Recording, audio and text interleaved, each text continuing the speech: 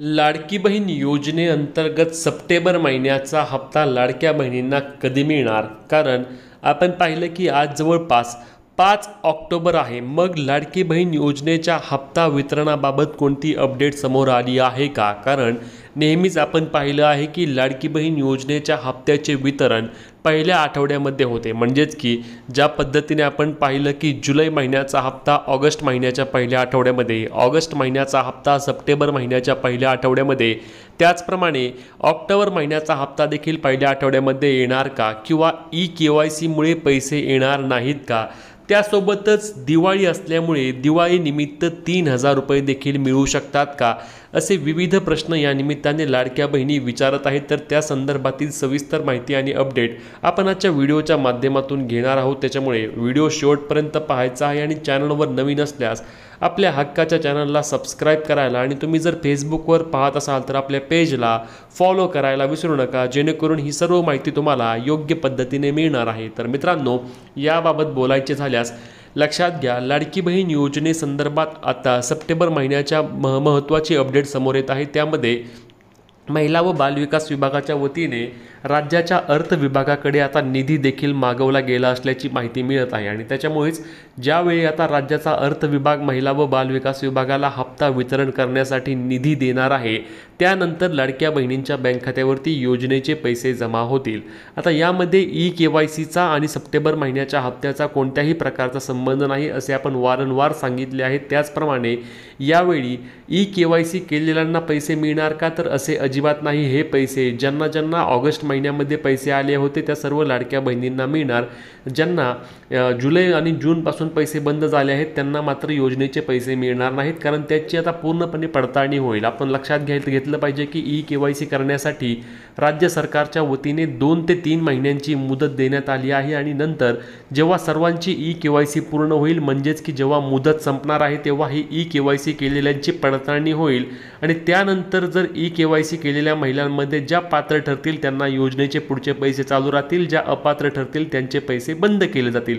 परंतु तुर्तास याबाबतची अंमलबजावणी होणार नाही. त्याच्यामुळे ज्यांना ऑगस्ट महिन्याचे पैसे आले होते त्या सर्व लाडक्या बहिणींना यावेळी सप्टेंबर महिन्याचा देखील हप्ता मिळणार आहे.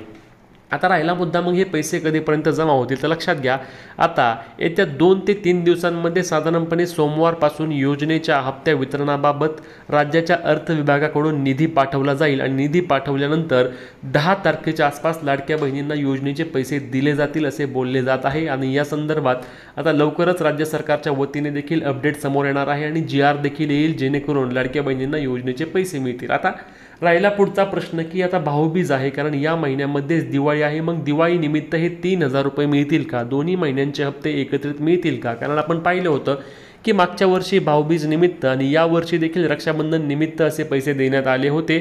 मग हे पैसे देण्यात येतील का? तर लक्षात घ्या, याबाबतची कोणत्याही प्रकारची अपडेट राज्याच्या महिला व बालविकास विभागाकडून किंवा कोणत्याही मंत्र्यांकडून देण्यात आलेले नाही. म्हणजेच की भाऊबीज गिफ्ट तर मिळेल, भाऊबीजचे पैसे तरी मिळतील, परंतु ते 1,500 रुपयांप्रमाणेच मिळण्याची शक्यता आहे. 3,000 रुपये दोन्ही महिन्यांचे हप्ते एकत्रित देण्याची शक्यता मोठ्या प्रमाणावर कमी आहे. राज्यामध्ये सध्या आपण पाहिलं की अतिवृष्टीमुळे मोठ्या प्रमाणावर शेतकऱ्यांचे देखील नुकसान झालेले आहे आणि त्याच्यामुळे निधी देखील पूर्तता असणे एवढं सोपं नसतं. आणि त्याच्यामुळे यावेळी 1,500 रुपये मिळण्याची शक्यताच मोठ्या प्रमाणावर जास्त आहे.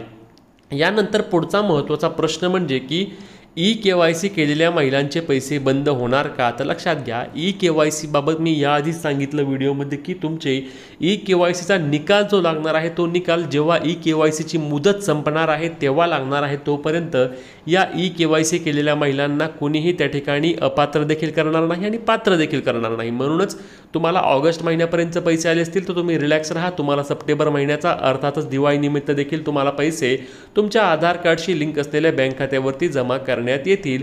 यामध्ये तुम्हाला कोणत्याही प्रकारची काळजी करण्याची अथवा टेन्शन घेण्याची गरज नाही. तुम्हाला योजनेचे पैसे नक्कीच जमा होणार आहेत.